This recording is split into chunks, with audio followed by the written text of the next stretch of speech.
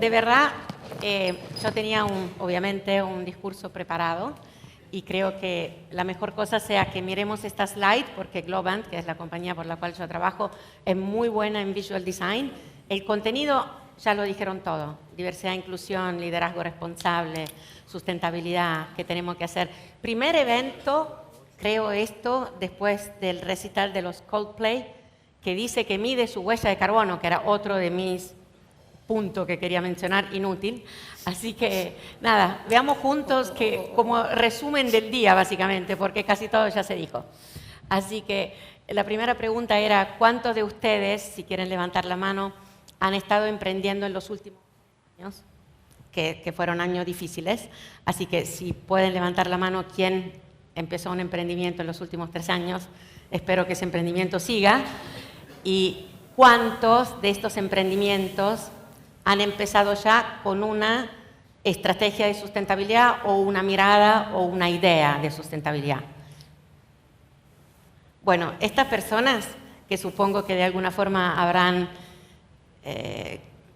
dibujado una estrategia basada o en impacto medioambiental, o en impacto en sociedad, o en impacto en governance de las empresas, son seguramente la persona para contactar, porque como dijimos antes, lo importante es comunicar, entender cuáles fueron las mejores prácticas, los errores, lo que costó, lo que se puede hacer mejor, porque hoy en día, sin duda, no hay nada de rentable que no sea sustentable.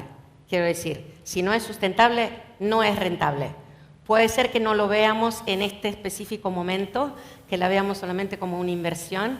El negocio es muy grande, hay mucho para hacer, con lo cual ténganlo muy presente, porque la verdad que quien no está pensando en la sustentabilidad en uno de sus 3 ejes, de nuevo, medio ambiente, sociedad o governance, va a quedar con un negocio obsoleto en muy poco tiempo. Así que la invitación es que justamente quien ya lo hizo lo comparta con los demás a través de un AGE, que haya práctica y que esto pueda ayudar efectivamente todas las empresas a prosperar. Mili, y si tenés algo para agregar, por favor, porque sos muy experta en todo esto.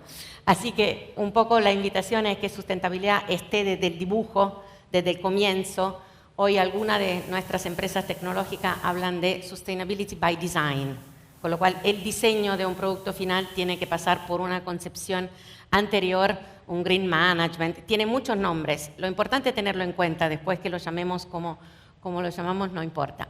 Muchos de ustedes han hablado de justo. Esta es una transición justa.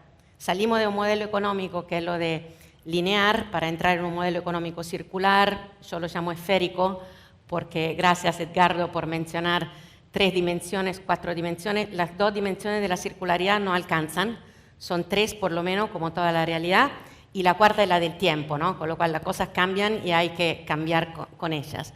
Con lo cual es una transición hacia un modelo de negocio más justo, a donde obviamente tengamos en consideración las personas, el planeta y un desarrollo sustentable.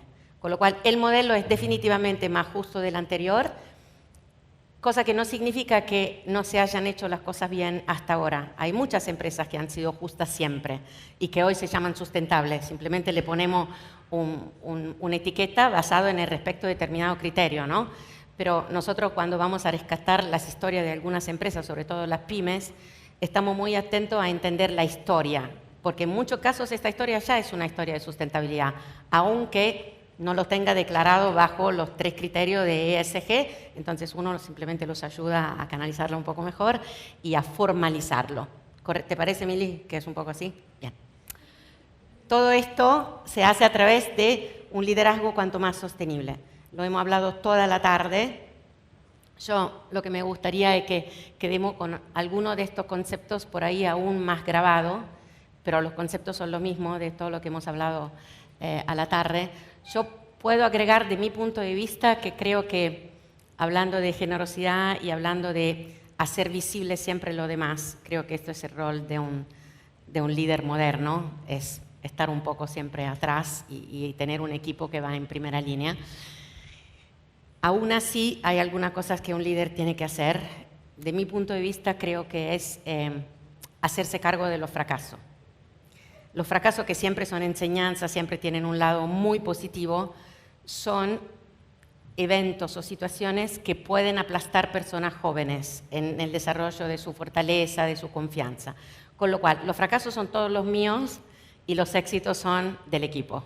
Creo que eso puede ser un tip importante para estar manejando equipos, porque la verdad que hay momentos en los cuales, cuando pasa que un proyecto va mal, que el budget se pasa y que hay un mínimo de sensación de culpa en todo esto, si no se la sacamos como peso a las personas más jóvenes, los puede efectivamente influenciar de una manera negativa.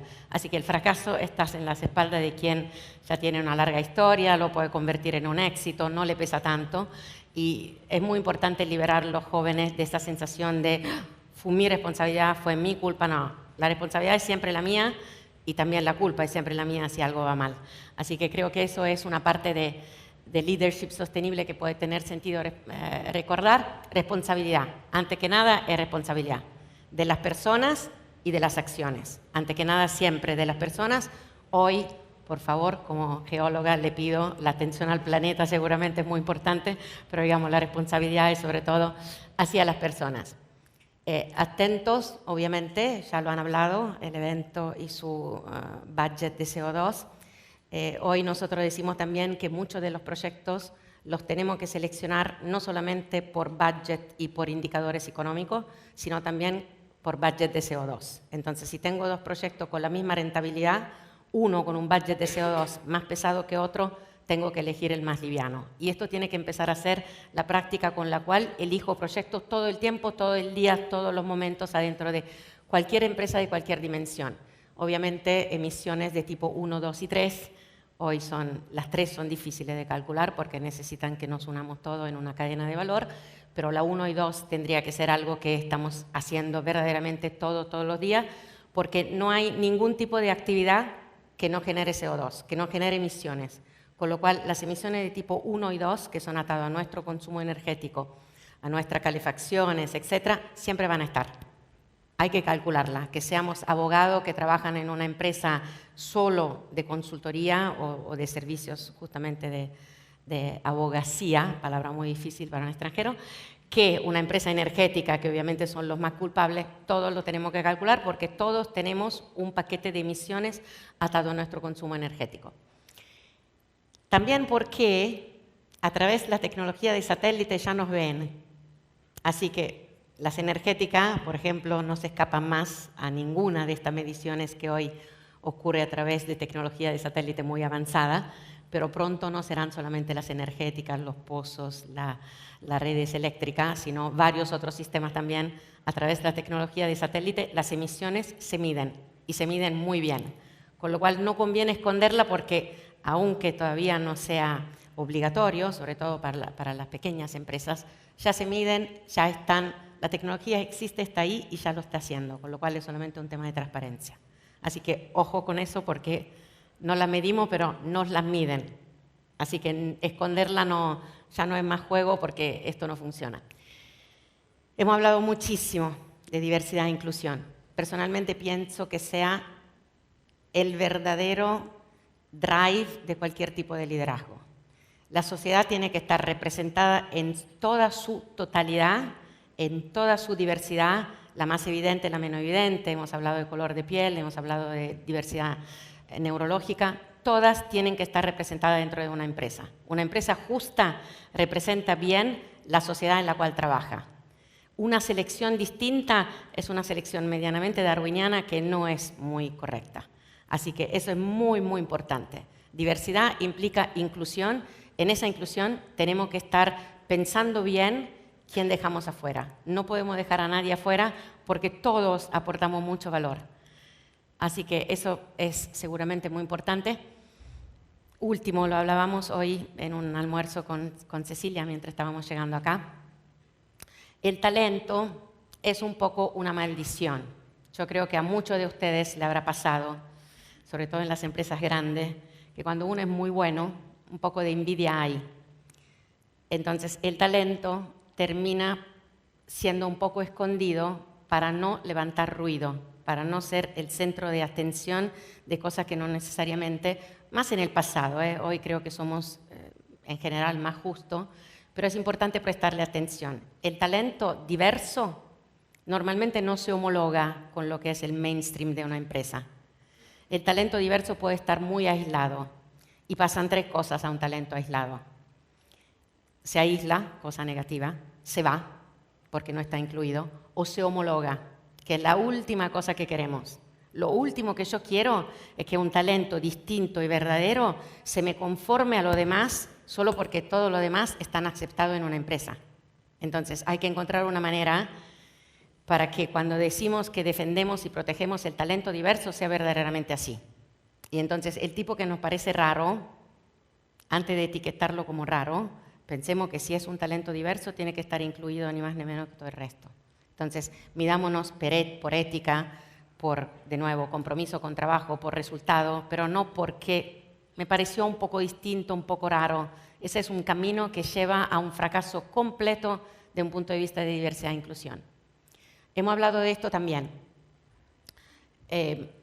Cuando yo empecé a trabajar en la Unión Europea, creo año 2000, haciendo selecciones de cuáles proyectos la Unión Europea quería sponsorizar para formar la área científica de la Unión Europea, empezamos a hablar de relaciones entre público y privado. Esta interacción es una interacción absolutamente necesaria, absolutamente ganadora, si así se dice en castellano, para los dos lados, con lo cual hay que fomentarla, hay que insistirla mucho. No hay que pensar, esto viene del público, bueno, por ahí no estará tan certero el modelo de negocio porque no le interesa, esto viene del mundo privado, solamente está business oriented. O sea, confiar en que los diferentes sistemas pueden aportar uno al otro justamente por diversidad. Y lo mismo funciona en las interacciones entre compañía enorme, nosotros trabajamos en una compañía de 30.000 personas, y sus startups, las startups que son parte de ese ecosistema. Porque las startups son muy ágiles, tienen un tiempo de decisión rapidísimo. Las grandes compañías no lo tienen, pero obviamente tienen otra fortaleza. Con lo cual, verdaderamente pensar que la diversidad también de los sistemas económicos, del funcionamiento de las organizaciones, sirve para tener éxito. Fundamental. Si nos aburrimos trabajando, el resultado es muy chato. Seguramente la diversión, que es la manera en la cual la pedagogía nos enseña que los niños aprenden más fácil, lo dijeron Edgardo y Sol también, es un vehículo fantástico de éxito de trabajo. Está comprobado, lo hemos escrito, lo podemos volver a charlar. Hay números clarísimos sobre esto. Entonces, un equipo en el cual la situación no es de promoción de un buen sentido del humor, es un equipo que puede producir bastante menos que un equipo que se divierte. Esto no lo inventé yo, como la mayoría de estas cosas, viene de las Naciones Unidas. Las Naciones Unidas son muy buenas en promover nuevas iniciativas. Por ahí pueden no bajar la tierra rápidamente, por ser las Naciones Unidas obviamente, y por tener muchos temas, pero seguramente si ustedes miran las propuestas de trabajo de las Naciones Unidas o las aperturas, ¿cómo se dice? Los job openings, la búsqueda, gracias, de las Naciones Unidas, tienen siempre algo que está más adelantado de donde estamos nosotros. Good sense of humor fue uno de los requerimientos que pusieron el año pasado como obligatorio, por así decirlo, en la búsqueda de trabajo. Así que seguramente un muy buen dato. Y después hemos hablado de esto. Sin plan, el fracaso está garantizado como líderes. Con lo cual, aunque pequeño, aunque de 3 pasos, es muy importante que siempre haya un plan. Por último, para ser un poquito más pragmática, de un punto de vista de la sostenibilidad, estos son más o menos los ejes que de un punto de vista de empresa tenemos que tener presente. Tenemos que tener algo de management de emisiones o de elementos igualmente como gases a efecto invernadero.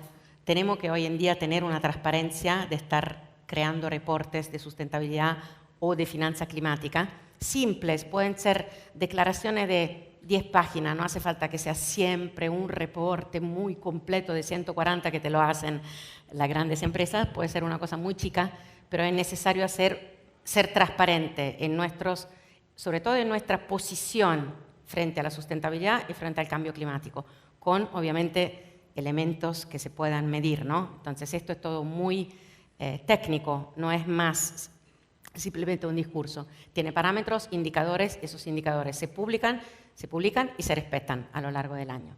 Nueva cultura de empresa, se crean nuevos roles. Hoy las empresas energéticas tienen personas que son, por ejemplo, las que se ocupan de la senda de descarbonización, y no solamente las energéticas, la mayoría de las empresas grandes las tienen, así que vamos creando nuevos roles para acomodar esta sustentabilidad que es en camino, ¿no? Sin nuevos roles es muy difícil que podamos efectivamente abrir a nueva materia o nuevo departamento.